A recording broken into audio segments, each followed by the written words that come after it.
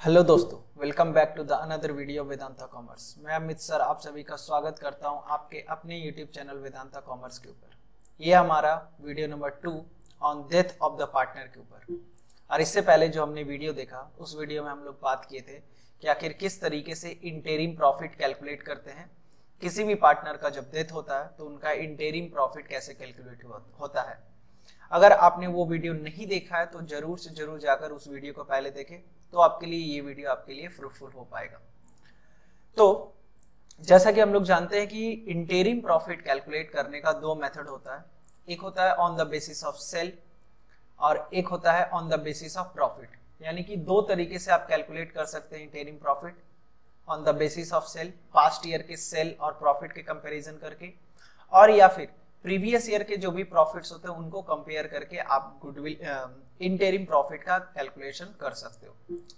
तो उसी के ऊपर आज चर्चा करेंगे और भी क्वेश्चंस देखेंगे कि आखिर किस तरीके से क्वेश्चन पूछा जाता है आपके डेथ ऑफ द पार्टनर के केस में, और एक एग्जाम का भी क्वेश्चन लेंगे। तो चलिए शुरू करते हैं। और उससे पहले मैं आपको याद दिला दूं कि अगर आपने अभी तक इस चैनल को सब्सक्राइब नहीं किया तो जल्दी से जल्दी सब्सक्राइब करें और अपने दोस्तों तक भी शेयर करें ताकि उनको भी इनका बेनिफिट मिल सके। चलिए,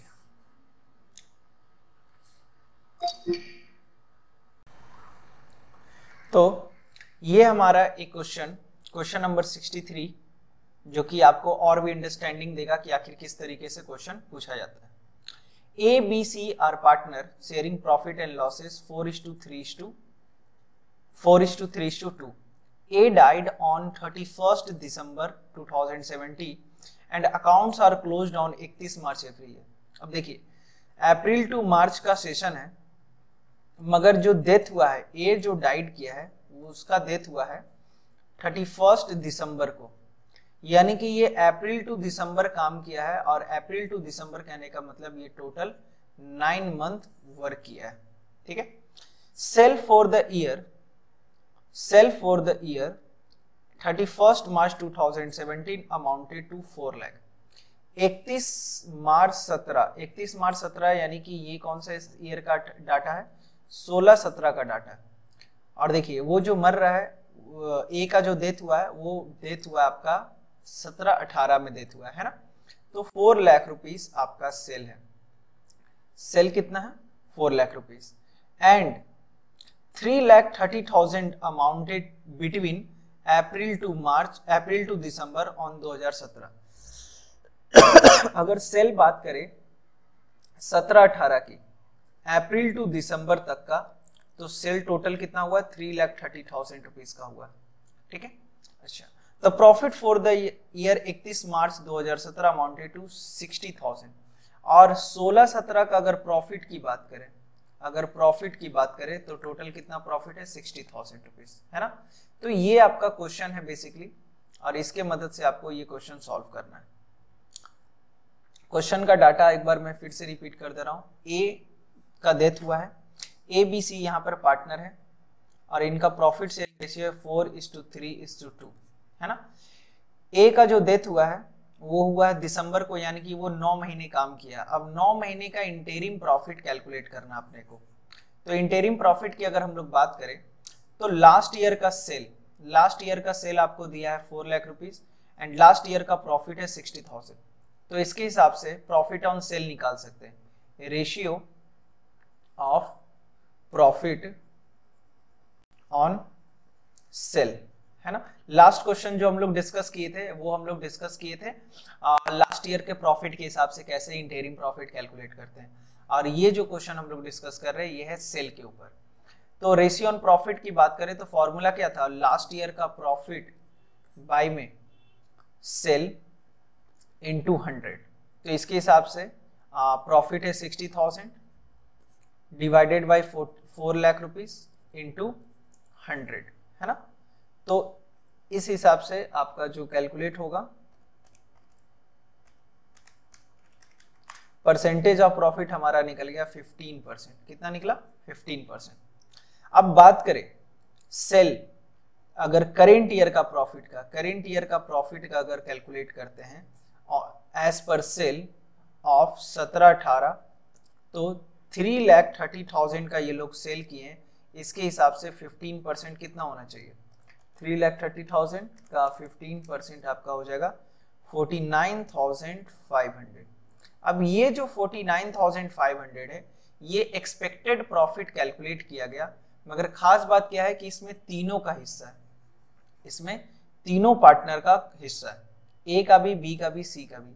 ए डाइड किया है तो ए शेयर इन प्रॉफिट आपको कैलकुलेट करना पड़ेगा। हाँ, तो ए शेयर इन प्रॉफिट कितना होगा 49,500 और इनका है 4/9 है ना, तो 4/9 इंटू 4/9 अगर करते हैं तो टोटली फाइनली इनको कितना मिलना चाहिए, 22,000 मिलना चाहिए।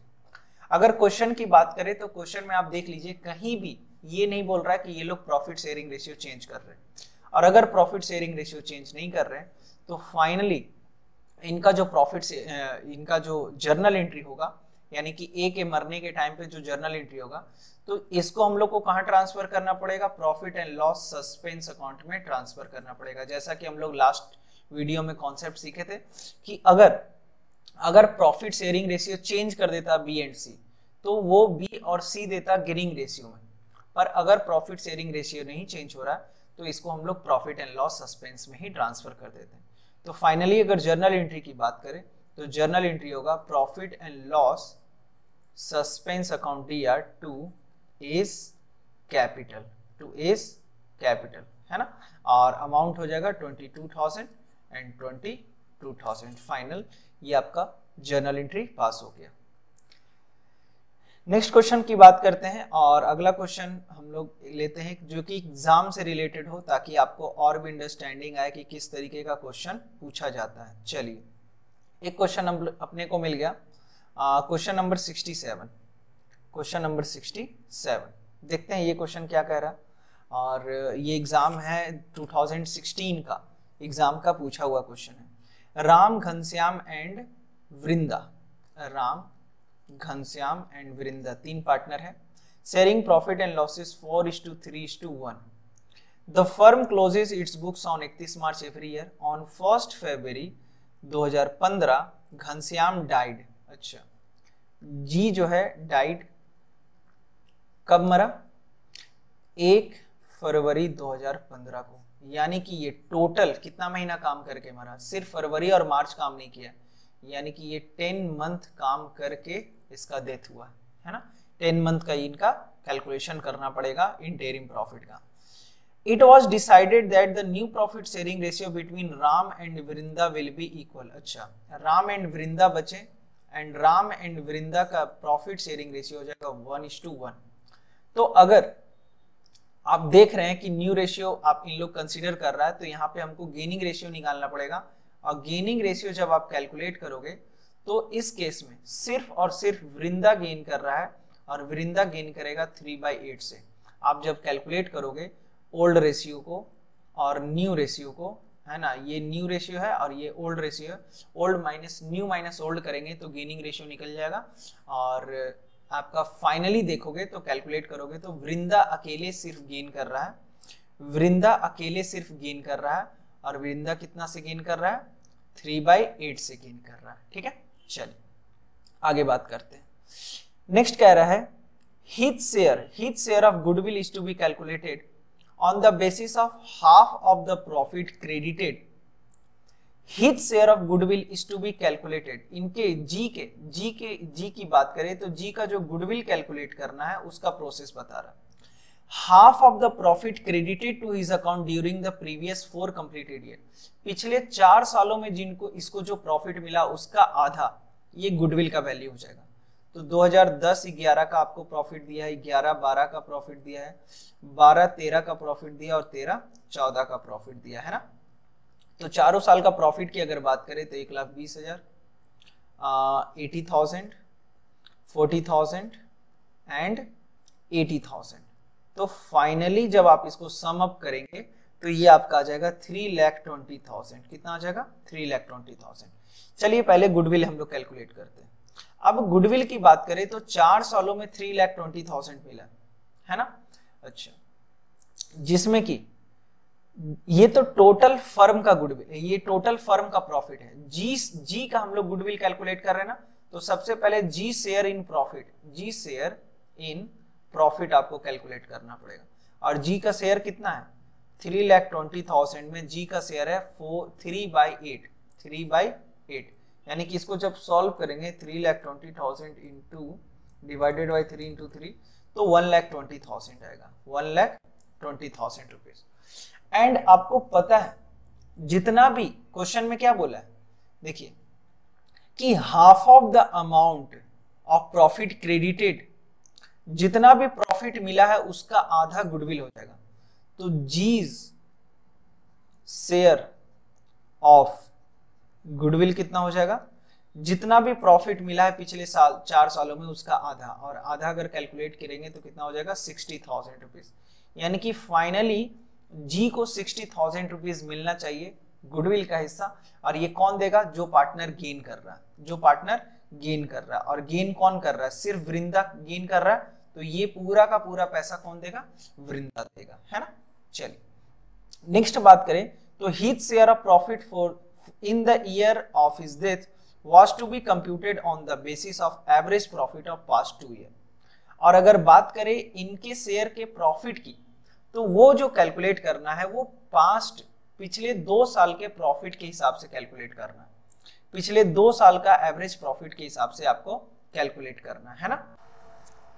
चलिए तो अब बात करें यहाँ पे क्या कह रहा है, एक बार मैं फिर से रिपीट कर दे रहा हूं, his share of profit in the year of death, his death is to be computed on the basis of average profit of past 2 year। अब past 2 year का प्रॉफिट कितना है 80,000 एंड 40,000। पास्ट 2 ईयर मतलब पिछले 2 साल का। तो गुडविल निकालने के लिए तो आपको 4 साल का प्रॉफिट दिया था, पर आपको अभी फिलहाल 2 साल का ही प्रॉफिट लेना है, यानी कि 40,000 एंड 80,000। तो इंटेरिम प्रॉफिट कैलकुलेट करने के लिए आपको क्या करना पड़ेगा, आपको एवरेज प्रॉफिट पहले निकालना पड़ेगा। एवरेज प्रॉफिट ऑफ 2 ईयर, तो एवरेज प्रॉफिट ऑफ 2 ईयर कितना हो जाएगा 80,000 प्लस 40,000 डिवाइडेड बाई 2, यानी कि फाइनली 60,000 रुपीज इनका हो जाएगा। अब ये 60,000 में तीनों का हक है, हमको क्या निकालना है, जी शेयर निकालना है। तो जी शेयर की बात करें तो सबसे पहले तो 60,000 जो है वो पिछले साल पूरा है ना।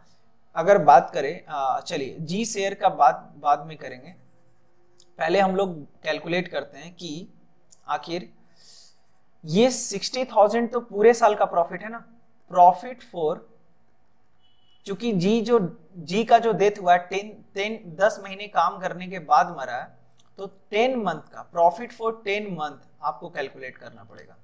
और इसके लिए क्या करेंगे, अगर 60,000 वो पिछले साल कितना बार में कमाया होगा, 12 महीने में कमाया होगा, तो 12 महीने से डिवाइड कर दे और 10 महीने का निकालना है तो 10 से मल्टीप्लाई कर देंगे, तो फाइनली आपका आ जाएगा 50,000 रुपया, है ना। पिछले साल 12 महीना में अगर 60,000 कमाया है, तो इस साल ऑन एन एवरेज 50,000 रुपया 10 महीने में कमाया होगा। मगर इस 50,000 में तीनों का हक है, हमको किसका निकालना है, जी शेयर निकालना है। तो जी शेयर इन प्रॉफिट कितना होगा, तो जाहिर सी बात है 50,000 अगर है और इनका हिस्सा है 3/8, तो इंटू 3 डिवाइडेड बाई 8 करेंगे तो आएगा 18,750। यानी कि गुडविल का पैसा टोटल देना है 60,000 रुपया, और इंटेरिम प्रॉफिट का पैसा किसको देना है, कितना देना, 18,750। और ये कौन देगा, चूंकि प्रॉफिट शेयरिंग रेशियो चेंज हो रहा है, तो जो गेनिंग पार्टनर है वो देगा, और गेनिंग पार्टनर वृंदा है और 3/8 से ये गेन कर रहा था अकेले, इसलिए पूरा का पूरा पैसा कौन देगा, वृंदा देगा। तो फाइनली अब आपको क्या करना है, एंट्री पास करना। तो 2 जर्नल एंट्री अलग अलग पास करेंगे, बट अमाउंट जो है वो अलग रहेगा, ठीक है। जैसे वृंदा दे रहा है तो वृंदास कैपिटल, इसके कैपिटल को रिड्यूस करेंगे, एंड 2 गोविंद जीज कैपिटल, है ना, जीज कैपिटल। ये सबसे पहले गुडविल का पैसा 60,000 रुपीज पे कर दिए, being compensation for goodwill made. And दूसरा ट्रांजेक्शन जो होगा वो होगा प्रीमियम इंटेरिम प्रॉफिट का होगा, और ये भी कौन देगा, वृंदा देगा। तो वृंदा टू जी 18,750 एंड 18,750, और इसी के साथ दोनों जो है जर्नल एंट्री आपका कंप्लीट हुआ। तो ये एक टाइप ऑफ क्वेश्चन था जो कि ये आपका जनरली इस टाइप का क्वेश्चन 3 या फिर 4 मार्क्स में पूछा जाता है। तो आई होप कि आपको समझ में ये क्वेश्चन आया होगा। एक क्वेश्चन और देखते हैं और कोशिश करते हैं सॉल्व करने का। देखिए 69 number, A, B, C, D were partner 5:3:2:2. B died on 1st March. Goodwill of the firm is valued at 6 lakh rupees. A, C, D decided to share future profit and losses equally. अब यहां पर आप देख रहे हैं future में, यहां पर आपको बेसिकली क्या करना पड़ेगा ना, ओल्ड रेशियो आपको दिया हुआ है 5:3:2:2, और A के मरने के बाद किनका, B डाइड, तो B के मरने के बाद बचा कौन, A, C और D, और इनका न्यू रेशियो जो है इक्वली हो गया। तो आप देख रहे हैं कि ओल्ड रेशियो पता है, न्यू रेशियो पता है, हम लोग क्या निकाल लेंगे, गेनिंग रेशियो निकाल लेंगे। और गेनिंग रेशियो निकालने के बाद आप देख रहे हो बी का फर्म का गुडविल कैलकुलेट हो चुका है। फर्म का गुडविल आपको क्वेश्चन में दे दिया निकाल के 6 लाख रुपीज। तो बी शेयर कितना होगा, तो बी का शेयर जो हो जाएगा वो हो जाएगा 6 लाख रुपीज में। बी का हिस्सा कितना था 3, तो 5 3 8 2 10 2 12, 3/12 है ना। तो 6 लाख डिवाइडेड बाय 12 इंटू 3, आपका फाइनली बी को कितना मिलना चाहिए 1,50,000। और ये कौन देगा, गेनिंग पार्टनर देगा गेनिंग रेशियो में, है ना। तो एंट्री क्या हो जाएगा, एक एंट्री पास कर दे रहे पर अमाउंट आप मेंशन कर लोगे। चूंकि बी को मिल रहा है तो 2 बीज कैपिटल, और मान लीजिए तीनों पार्टनर गेन किया तो तीनों के कैपिटल को क्या करेंगे, रिड्यूस करेंगे, है ना। डेबिट एंड ये जो 1,50,000 रुपीज बट रहा है, ये तीनों के बीच में बढ़ जाएगा, किस रेशियो में बढ़ जाएगा, गेनिंग रेशियो में बढ़ जाएगा। और मान लो गेनिंग रेशियो अगर इक्वल ही आता है तो 50,000 ये देगा, 50,000 ये देगा, 50,000 ये देगा। हालांकि आपको ये कैलकुलेट करना पड़ेगा, हम यहाँ पे एज्यूम करके बना दिए ताकि आपको आसानी से समझ में आ जाए। तो आई होप कि आपको ये कॉन्सेप्ट समझ में आया होगा। मिलते हैं नेक्स्ट वीडियो में, और नेक्स्ट वीडियो में और भी बात करेंगे कि आखिर किस तरीके का क्वेश्चन आपको एग्जाम में पूछा जाता है और भी क्या कॉन्सेप्ट्स होते हैं। तो till then thank you so much, bye bye, take care, और अपने दोस्तों के साथ शेयर करना ना भूलें। Thank you so much.